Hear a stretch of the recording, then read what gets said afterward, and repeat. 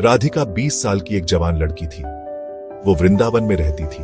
वृंदावन अपने पुराने मंदिरों और बहती यमुना नदी के साथ राधिका के दिल में एक खास जगह रखता था। जिंदगी उसके लिए आसान नहीं थी। उसका परिवार गुजारा करने के लिए बहुत मेहनत करता था, लेकिन राधिका के सपने थे। वो अपने और अपने परिवार के लिए एक बेहतर जिंदगी चाहती थी। हर दिन वो अपने चैलेंजेस को चुपचाप हिम्मत से फेस करती थी। राधिका को यमुना के किनारे सुकून मिलता था। नदी का बहना उसे शांत करता था। ये उसे उम्मीद देता था। वो अक्सर नदी के किनारे बैठा करती थी। वो पानी पर सूरज को उगते और डूबते देखती थी। यमुना उसका अपना सैंक्चुअरी था।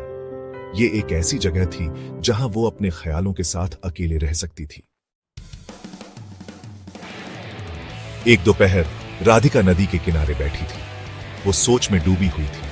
उसके चेहरे पर धूप पड़ रही थी। पास के पेड़ों की पत्तियों में हल्की हवा चल रही थी। अचानक उसे एक चीख सुनाई दी। ये नदी की तरफ से आ रही थी।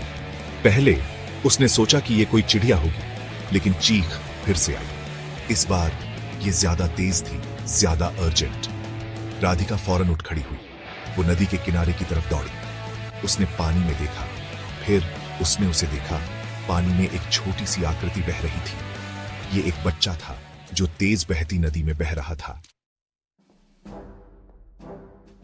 बिना सोचे समझे राधिका नदी में कूद गई।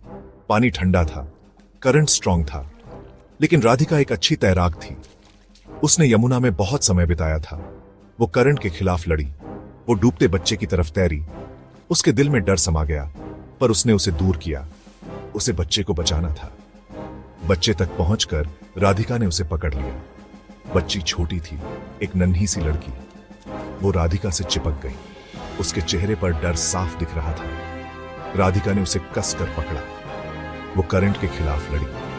धीरे धीरे वो किनारे की तरफ वापस आने लगी। किनारे पर पहुंचकर राधिका घास पर गिर पड़ी। बच्ची उसकी बाहों में सुरक्षित थी। लोग इकट्ठा हो गए थे। शोर सुनकर उन्होंने राधिका की बहादुरी देखी थी।